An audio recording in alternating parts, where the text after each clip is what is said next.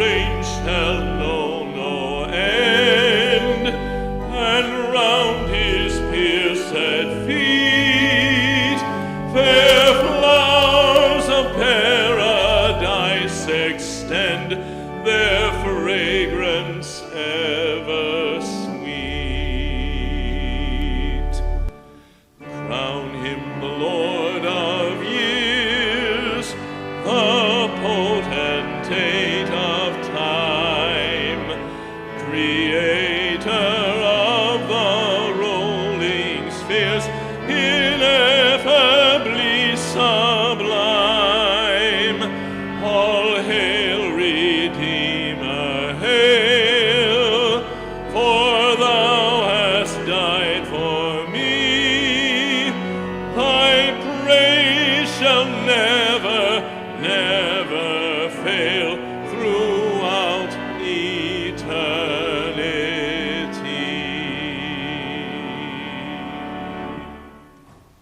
Let our hearts not be troubled, but confess our sins and the sins of the world, that we may find peace with God. Let us pray together. Our Savior Jesus, even while we extol you as divine sovereign, whose authority is above all earthly power, we have failed to give you authority over even the smallest matters of our lives. We desperately cling to our own power, failing to yield to your divine authority, wisdom, guidance, and love. Forgive us, we pray, for the harm we have done to others and to ourselves. Let us now confess our personal sins in silence.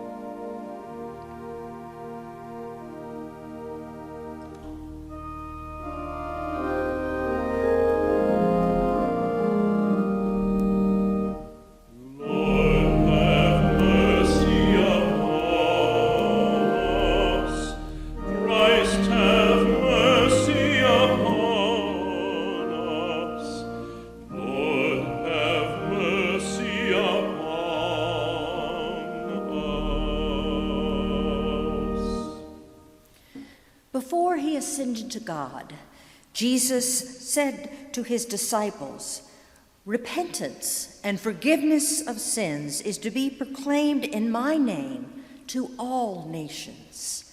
Repent then, followers of Christ, and allow Christ to transform your lives. Receive forgiveness in the name of the risen Savior. Amen."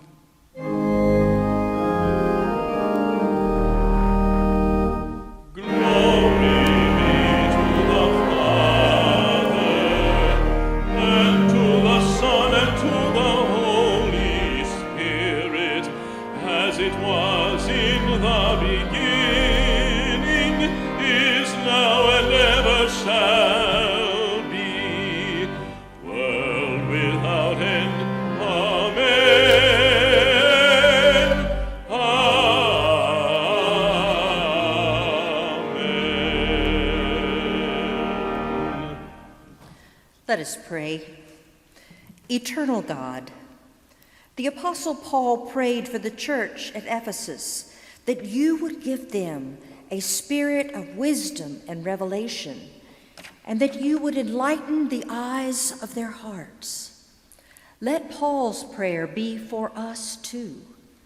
As we hear the scriptures read, set the same spirit free here. Let us see with our hearts what you have opened to us. In Christ's name we pray. Amen. Our first New Testament reading for today is from the book of Acts, chapter 1, verses 1 through 11. In the first book, Theophilus, I wrote about all that Jesus did and taught from the beginning until the day when he was taken up to heaven, after giving instructions through the Holy Spirit to the apostles whom he had chosen. After his suffering, he presented himself alive to them by many convincing proofs, appearing to them during 40 days and speaking about the kingdom of God. While staying with them, he ordered them not to leave Jerusalem, but to wait there for the promise of the Father. "This," he said, "is what you have heard from me. For John baptized with water, but you will be baptized with the Holy Spirit not many days from now." So when they had come together, they asked him, "Lord, is this the time when you will restore the kingdom to Israel?" He replied, "It is not for you to know the times or periods that God has set by his own authority, but you will receive power when the Holy Spirit has come upon you, and you will be my witnesses in Jerusalem, in all Judea and Samaria, and to the ends of the earth." When he had said this, as they were watching, he was lifted up, and a cloud took him out of their sight. While he was going up and they were gazing up toward heaven, suddenly 2 men in white robes stood by them. They said, "Men of Galilee, why do you stand looking up toward heaven? This Jesus, who has been taken up from you into heaven, will come in the same way as you saw him go into heaven." The word of the Lord.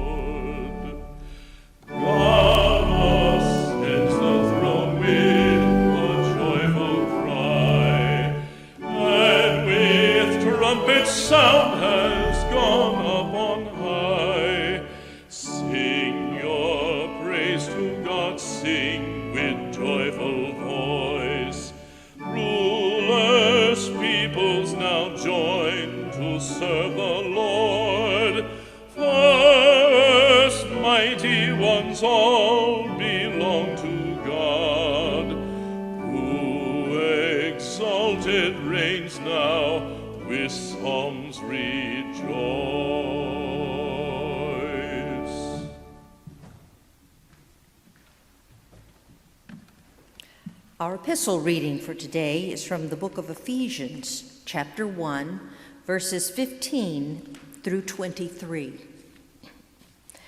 In Christ, we have also obtained an inheritance, having been destined according to the purpose of him who accomplishes all things according to his counsel and will, so that we, who were the first to set our hope on Christ, might live for the praise of his glory. In him you also, when you had heard the word of truth, the gospel of your salvation, and had believed in him, were marked with the seal of the promised Holy Spirit. This is the pledge of our inheritance toward redemption as God's own people, to the praise of his glory.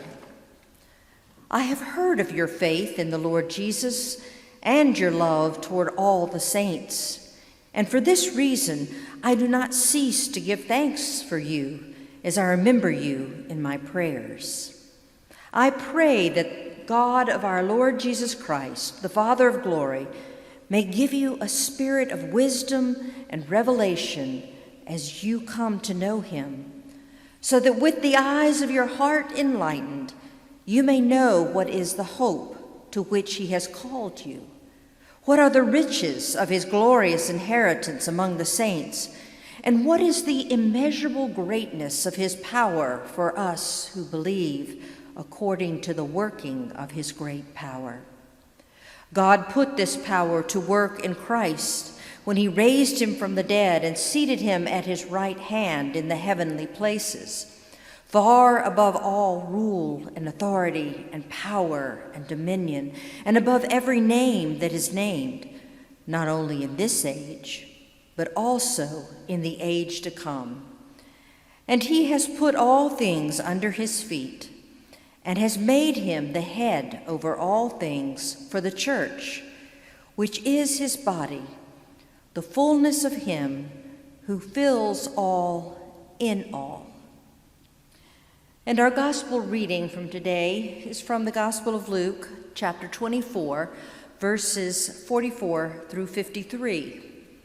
This reading comes immediately after Cleopas and his traveling companion met the risen Christ on the road to Emmaus on the day of the resurrection.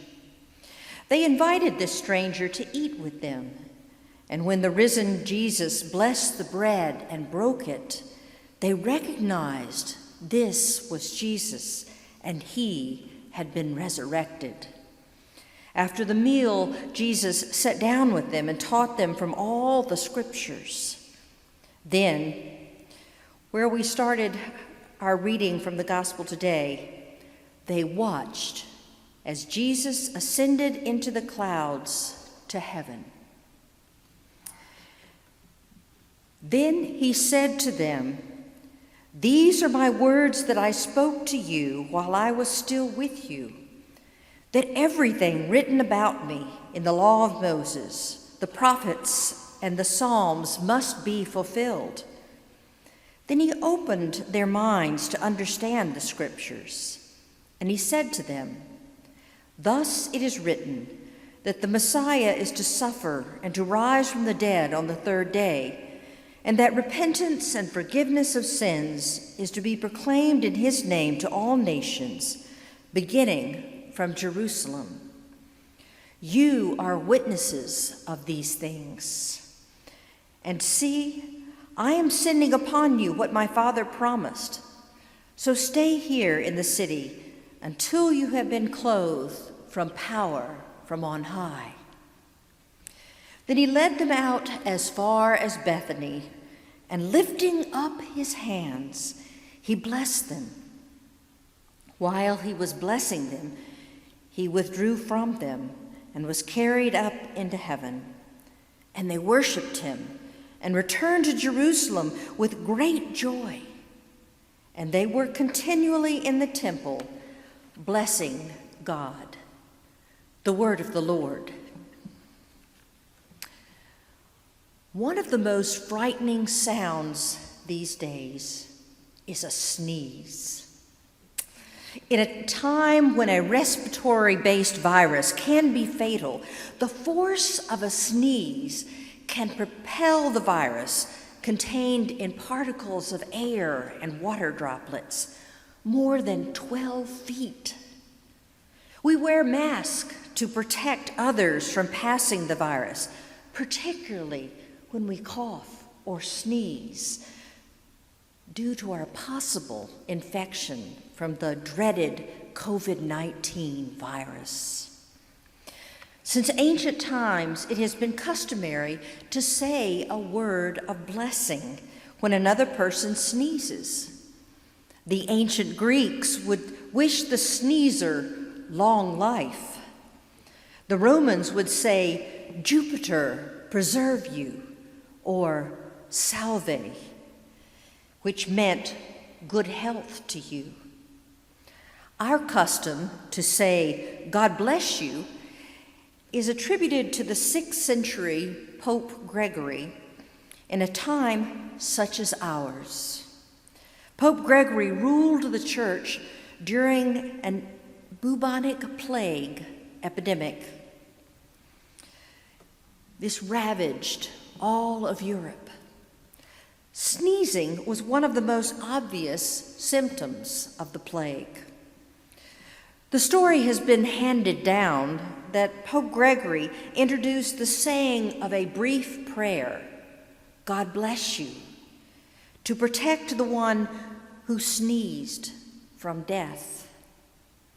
While we may say "bless you" as an automatic response to a sneeze, originally it was a fervent prayer, a plea to God to spare another's life.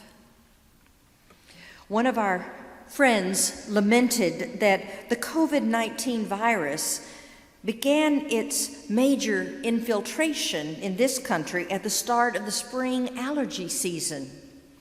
He posted on Facebook, "When I sneeze, I don't know if I have 5 days to live or I need to pop a Claritin." A blessing in either word or deed has always been about protection of and giving life to others. In biblical terms, a blessing implicitly proclaims, "You shall live and live abundantly." In our gospel reading from Luke, Christ's blessing resurrects people in Bethany, just as it does for us today. With a triune blessing, the resurrection, ascension, and Pentecost bless the world with God's steadfast love, redeeming even the worst of humanity's sin, so that we might live the abundant life God created us to live. Today, we celebrate the Feast of the Ascension, always on the 40th day after Easter. The day actually fell on this past Thursday in the Christian calendar. In Acts, we read that the risen Christ stayed with his disciples for 40 days, preparing them to continue his mission. Although the Gospels and the book of Acts do not agree on the day of Christ's ascension, they do agree in reporting that it happened. Now, we may scratch our heads at the ascension taking place on the evening of the resurrection in Luke and 40 days later in the book of Acts, because the author was the same. What is that all about? The author was obviously intelligent and well-read. He had facility with both Greek and Aramaic. He displayed knowledge in a variety of subjects. One can only surmise that the author had theological reasons beyond the reporting of quantifiable data. My guess is that the author used the ascension story as a bridge from the story of Jesus in the gospel to the story of the birth of the church in Acts. The ascension marked both the end and the beginning. Jesus had to leave the world to reign beyond the world and entrust his disciples to become his body in the world. Jesus was human like us, but had to ascend to the Father to give us a share in his divinity through the power of the Holy Spirit. The absence of the earthly Jesus has forced us to seek God present in the world. The ascension was necessary for the birth of the church. Luke begins and ends his gospel at the most sacred worship site, the temple in Jerusalem. The ascension is part of our earliest Christian creeds, the Nicene and the Apostles' Creed. Each affirms that Jesus ascended into heaven to sit at the right hand of God. As 90% of all people are right-handed, the right hand represented power. Most of us who are right-handers have more strength in our right hand than our left.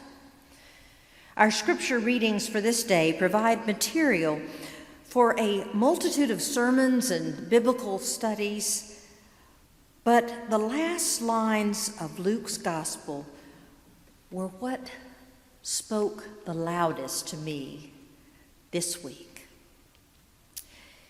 Then he led them out as far as Bethany, and lifting up his hands, he blessed them. While he was blessing them, he withdrew from them as was carried up into heaven. And they worshiped him and returned to Jerusalem with great joy. And they were continually in the temple, blessing God. Jesus' final act was to give a blessing. Jesus offering a blessing is a popular image in liturgical art from the period of the early Christianity on. You will see it in mosaics, stained glass windows, in paintings and sculptures. Frequently, these depictions of Christ giving a blessing show a particular position of the right hand. Jesus' forefinger, middle finger, and thumb are extended, with the third and the little finger grasped together, closed, representing the duality of Christ's humanity and divinity. Thus, the blessing shows who Christ is and what Christ does. In my office, I have an icon of Luke holding the Bible in giving a blessing with his right hand, using this position, and cradling the Bible in his other arm. My interpretation is that the artist was making a statement that we are blessed by God with the gift of God's holy word. The witnesses to Christ's ascension in Bethany responded with joy and blessing God in their house of worship. Those sad folks who were leaving Jerusalem, convinced Jesus' death was the end of his mission and their role in it, were resurrected with joy and renewed faith in God's glory and the worthiness of worship to God. Our Christian worship services always conclude with a blessing or benediction. The charge or commission before the benediction is what we are to do after the worship service. But the final blessing is about what God is going to do in and through us each day. God, the Holy Trinity, has the power to continually resurrect us from all that threatens abundant life in the Spirit. This does not mean we do not suffer. When Jesus' disciples took up his mantle, they surely experienced hardships and pain, yet they knew deep joy. The 20th century Reformed theologian Karl Barth said, "Joy is the simplest form of gratitude."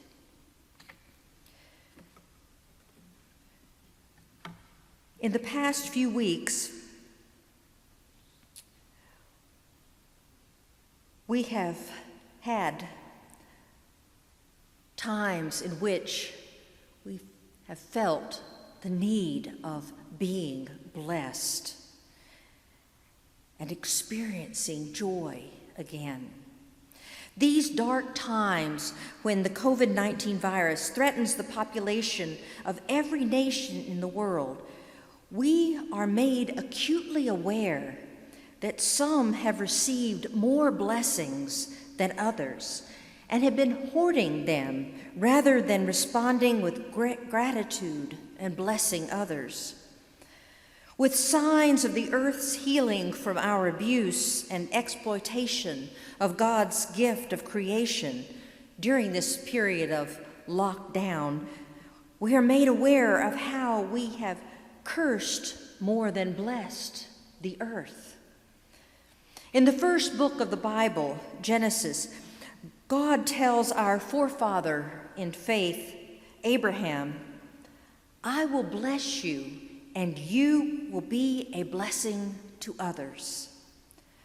Thus, the blessing Christ gave as he was ascending marks the fulfillment of God's blessing to Abraham. In the past few weeks, we have been reading from 1 Peter, which echoes that first promise of blessing.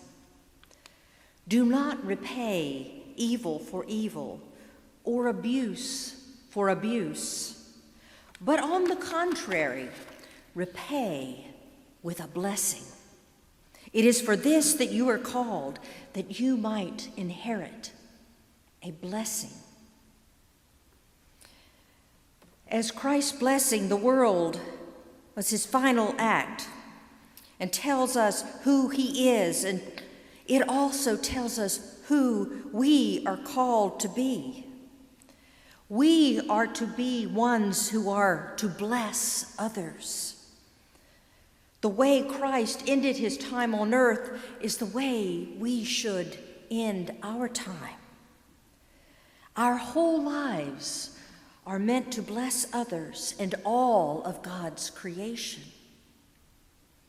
These difficult times present us with opportunities to be a blessing. When the virus no longer presents an imminent threat to us, we will be living in a world that has changed. Every day I read economic, political, and social prognosticators that give evidence for all the changes that are likely to happen in their fields of study. How we respond determines whether or not we are blessing to this new world that is coming. Whether we can bring joy to the lives of those who have lost their joy or never had it in the status quo of the pre-COVID-19 world. Even in a time when we are all facing some degree of hardship, the deep divisions that have festered in this country are deeply wounding us and driving us further away from Christ's model of the kingdom of God. We are so absorbed with the debate about who is right and who is wrong. And even more egregious is that we argue about who is worthy of life and who is dispensable. How so very far from God we have gone when we ask that question. Was Jesus swept up in a whirlwind of clouds like Elijah at Ascension? I love Frederick Buechner's words about the Ascension. Something can Easter up out of the dimness when we least expect it. So to take this advice, I won't recount the gospel with the high magic taken out, the deep mystery reduced to a manageable size. I'll tell the truth that is beyond telling. With Jesus at God's right hand, we have been swept up into something that is larger and more powerful than our human minds can fathom. We have been gathered up into the presence of God and commissioned to be Christ's presence in the world. Jesus ended his time on earth with a blessing. As mortals who live always both in the shadow of death and the glorious light of abundant life, we must ask ourselves, how will I leave this earth? What kind of blessing will I leave to mark the end of my days when I go to meet my Maker?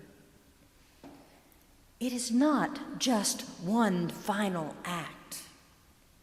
Through Christ, the kingdom of God is both here and yet to be on earth. We are called to live a life that is lived every day, seizing opportunities to be a blessing. When we do, we are promised we will also be blessed with life eternal. Thanks be to God.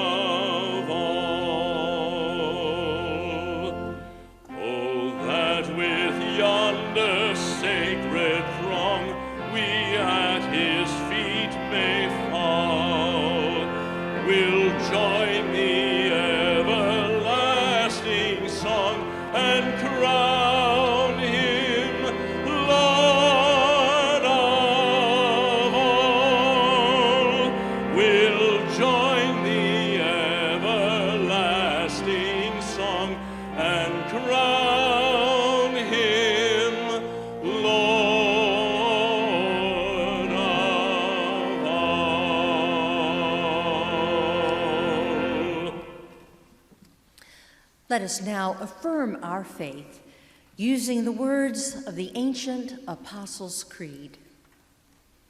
I believe in God, the Father Almighty, creator of heaven and earth. I believe in Jesus Christ, God's only Son, our Lord, who was conceived by the Holy Spirit, born of the Virgin Mary, suffered under Pontius Pilate, was crucified, died, and was buried. He descended to the dead. On the third day he rose again. He ascended into heaven. He is seated at the right hand of the Father, and he will come to judge the living and the dead. I believe in the Holy Spirit, the Holy Catholic Church, the communion of saints, the forgiveness of sins, the resurrection of the body, and the life everlasting. Amen.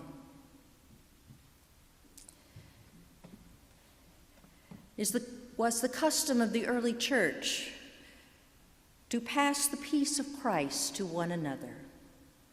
May the peace of Christ be with you.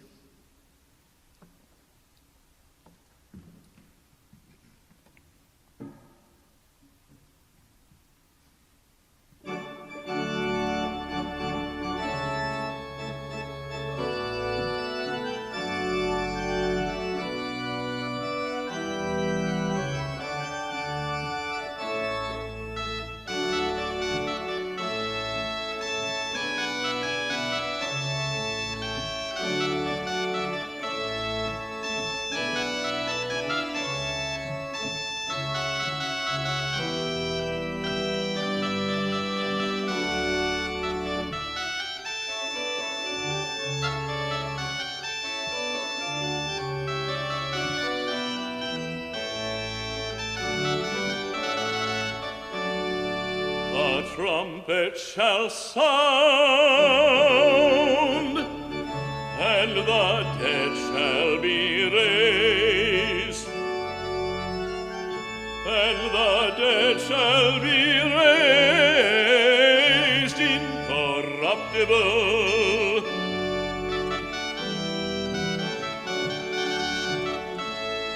The trumpet shall sound, and the dead shall be raised incorruptible, be raised incorruptible, and he shall be changed.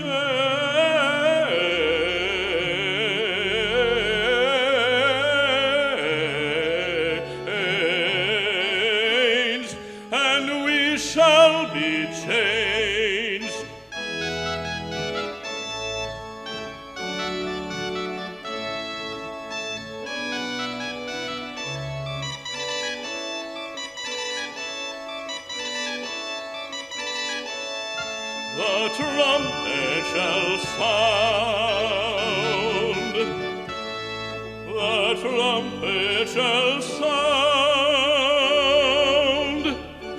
and the dead shall be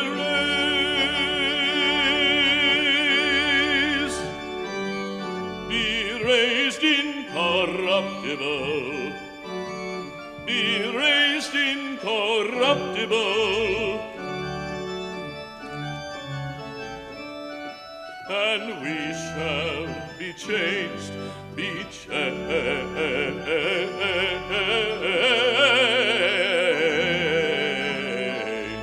and we shall be changed, and we shall be changed, we shall be changed. Shall be changed, and we shall be changed,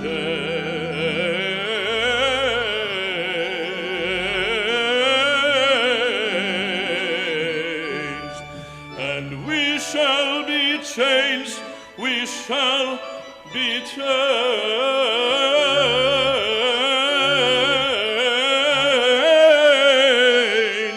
and we shall be we shall be changed.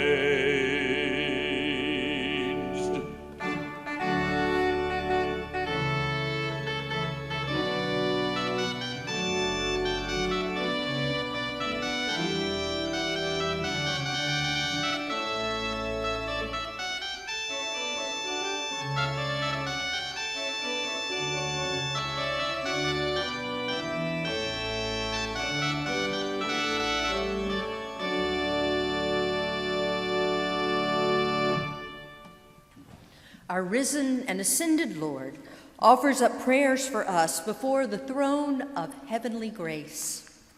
In the same way, let us offer our prayers for the whole world, saying responsively, in your mercy, Lord, hear our prayer.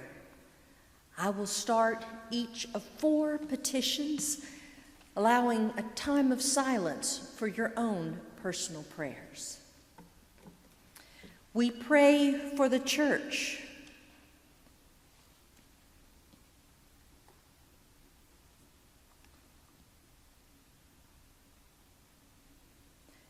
We pray that until Christ returns in glory, your church may fulfill your commission to proclaim the gospel in words and deeds to all people everywhere.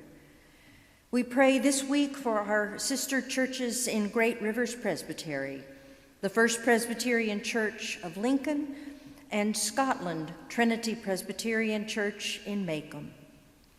In your mercy, Lord, hear our prayer. We pray for the world.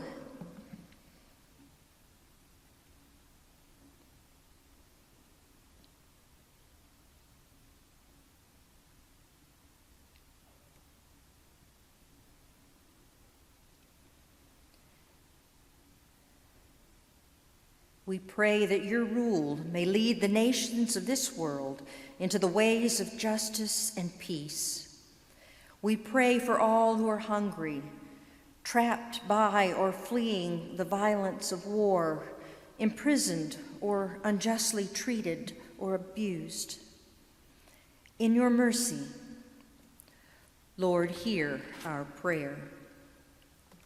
We pray for all who are sick, for the lonely and the grieving.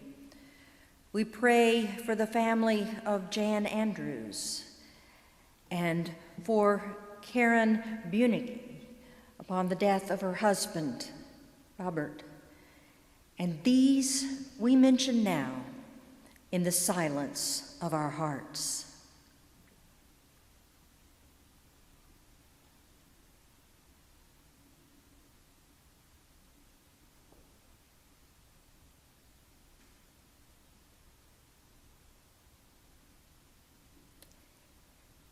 In your mercy, Lord, hear our prayer. We pray for ourselves.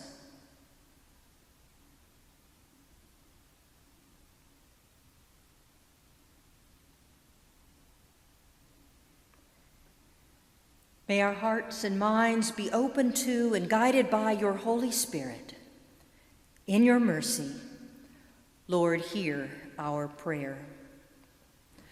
Let us now pray the prayer that unites all Christians. Our Father, who art in heaven, hallowed be thy name. Thy kingdom come, thy will be done, on earth as it is in heaven. Give us this day our daily bread, and forgive us our debts, as we forgive our debtors. And lead us not into temptation, but deliver us from evil. For thine is the kingdom, and the power, and the glory, forever. Amen.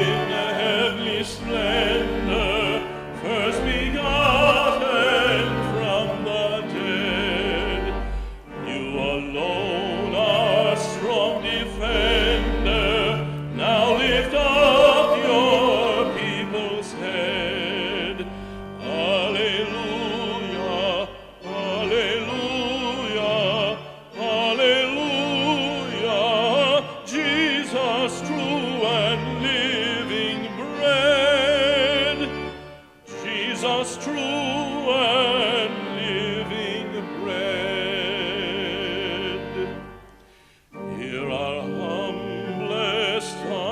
pay we, here in loving reverence bow. Here for faith discernment pray we, lest we fail to know you now. Alleluia, alleluia, alleluia. You are here, we ask not how. You are here, we ask not how.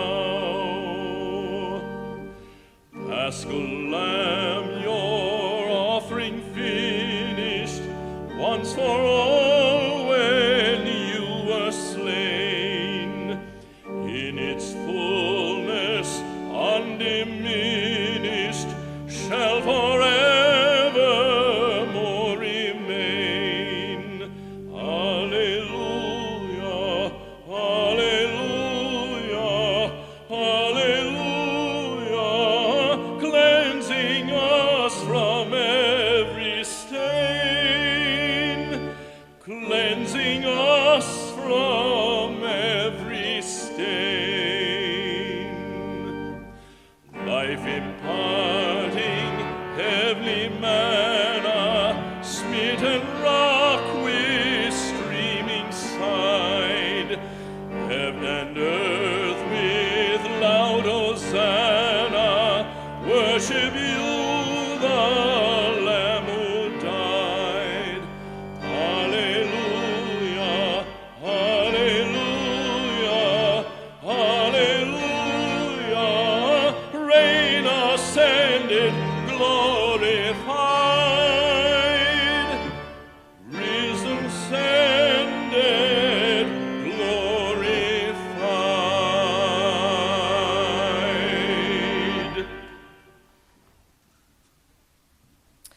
Go out into the world and be a blessing. And may the grace of Christ attend you, the love of God surround you, and the Holy Spirit keep you, now and forevermore. Amen.